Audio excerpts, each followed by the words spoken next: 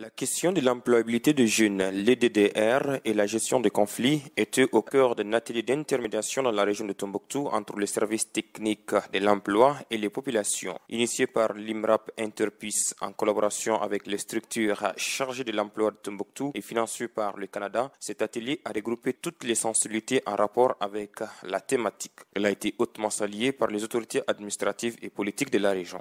Si les structures techniques de l'emploi arrivent à connaître les besoins réels et attentes des populations, elles pourront mieux mutualiser leurs efforts en collaboration avec celles en charge du DDR pour réussir la réinsertion des jeunes, combattants ou pas.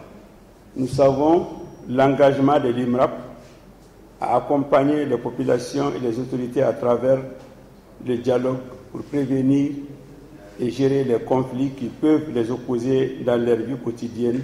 C'est aussi l'occasion pour moi de remercier l'IMRAP et ses partenaires d'identifier des perspectives d'emploi et de formation et les attentes des communautés pour aboutir à une synergie d'action au bénéfice des populations de la région de Tombouctou. Mesdames et messieurs, chers invités, le Conseil régional ne ménagera aucun effort pour accompagner toute initiative allant dans le sens de la création d'emplois dans la région de Tombouctou. Cet atelier permettra aux structures techniques de l'emploi, la CNDD régionale et les populations d'identifier les perspectives d'emploi et les attentes des communautés vis-à-vis du DDR dans la période de post-crise ou la gestion des conflits afin de créer une synergie d'action entre les structures chargées de la gestion d'emploi, de la formation, la CNDD et les populations. La formation professionnelle, considérée comme outil de promotion de l'économie, tarde donc à devenir un vecteur d'accélération de croissance économique. L'offre de formation est très en deçà des attentes du secteur productif, aussi bien quantitativement que qualitativement. Depuis 2015, nous appuyons plusieurs projets pour surtout appuyer la jeunesse à la création d'emplois. Mais jusqu'à ce jour, nous avons appuyé plus de 54 projets de réduction des violences communautaires dans la région de Tombouctou et Taoudéni, où les bénéficiaires privilégiés sont les jeunes.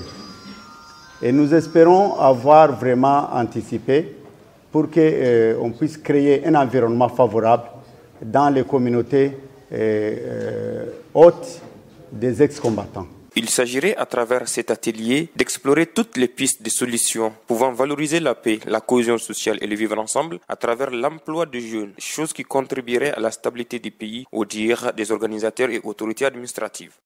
Malgré parfois des environnements pas très faciles, de faire de son mieux, en identifiant notamment avec les populations, les autorités, les problématiques majeures qui affectent de manière durable la paix, la cohésion sociale et le vivre ensemble. C'est dans ce cadre que nous plaçons l'atelier de ce matin. En effet, il nous fut donné de constater que de larges espoirs furent placés sur le processus DDR, à la fois en tant que moyen de mettre fin à la crise, mais aussi comme chemin pouvant mener à l'emploi pour des milliers de jeunes et de leurs familles. Cet atelier est d'autant plus novateur qu'il implique toutes les structures concernées par la problématique de l'emploi des jeunes, qu'ils soient ex-combattants ou pas. À l'IMRAP, nous avons estimé que la meilleure façon de lever les équivoques, d'adoucir les tensions et d'envisager l'avenir, c'est certainement de coordonner les réflexions et les efforts pour qu'ensemble, nous puissions trouver des solutions plus adaptées, plus transparentes, à même de converger vers la recherche de l'emploi pour chaque chercheur d'emploi. Je n'oublie pas par ailleurs nos partenaires techniques que sont Interpeace ainsi que financiers, le Canada, dont les concours ont rendu possible notre cadre de réflexion de ce matin. Aujourd'hui plus que jamais, il nous appartient tous d'explorer toutes les voies et issues possibles pour qu'ensemble nous parvenions à donner espoir à ceux et celles qui en ont besoin. Mesdames et messieurs, vous comprenez alors aisément toute la haute importance que j'accorde à cette cérémonie. Faire les liens entre les opportunités d'emploi de la part des services techniques et le processus DDR est une réflexion intelligente à laquelle l'Institut malien de recherche Action pour la paix nous invite. En effet, Nous le savons tous, signer un accord met difficilement fin à une crise ou à un conflit, même si elle constitue un bon début. Ce qui constitue l'ébauche de fin d'un conflit, c'est la possibilité accordée à chaque ex-combattant de se sentir utile pour lui-même, sa famille, sa communauté. C'est de cette manière que l'ex-combattant d'hier prendra conscience aujourd'hui de sa propre valeur et du service qu'il peut rendre à la communauté, à sa région.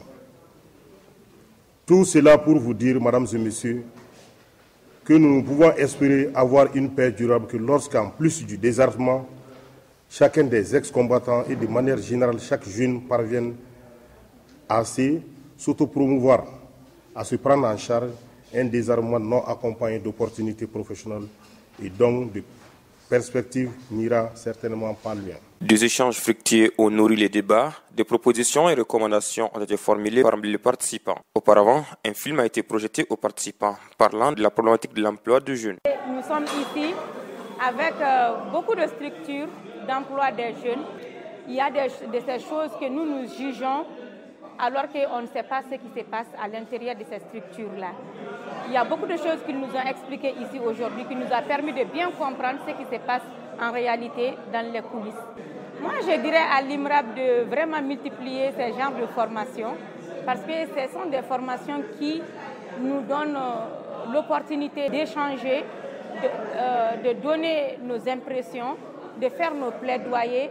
Et eux aussi, vraiment, ils ont eu l'opportunité de nous expliquer ce qu'ils font et ce qu'ils ont déjà fait dans le passé.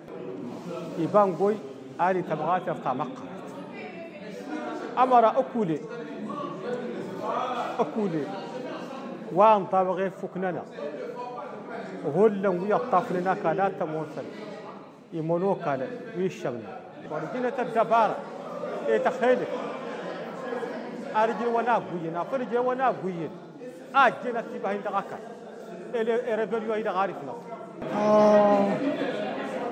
جعل خرج الهلن يا تلي وأدي ترى كان أورجانيزيا تلي وارا هلن أسكي هذا تنسوي راه وسكتني تضاي فانا كلا شريرة سيكون كلا سداتا سرتو دجان تن هلن ورجلون الشغل تن ورجلون هذا كات سرتو جان تن دا ويدا ون لا دبلوم تورا غرين ورجين هذا سالد لازم أصلا تقرد تيرك دعوين سكور مدة وسد بثات تخدم نكون تورا غريق اللي الشغل سافل تقرأ يوم الشيء هي سوق سداتاوين. Si on fait le désarmement, on désarme des combattants avec leurs armes et qu'ils n'ont pas d'emploi. Surtout souvent, les désarmements s'effectuent en dehors de leur base. Il faut leur donner de quoi vraiment survivre. Surtout, nous avons des jeunes combattants qui sont des paysans, des cultivateurs.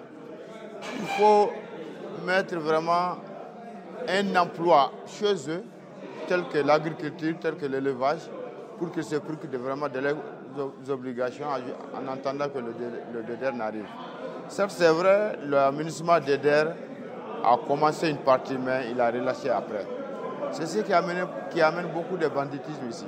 Le message que je lance vraiment à mon État, en plus de cela, les partenaires, surtout en ce qui concerne l'accord, de précipiter l'accord, de faire vraiment accélérer le processus de désarmement pour que vraiment ces jeunes-là puissent avoir ces activités et que vraiment nous tous reviennent à la Constitution, travaillent notre Mali et ensemble, il n'y aura plus de problème dans ce sens encore. Cet atelier d'intermédiation dans la région de Tombouctou entre les services techniques de l'emploi et les populations a posé les jalons d'une toute nouvelle quête pour la question de l'employabilité des jeunes dans la région de Tombouctou.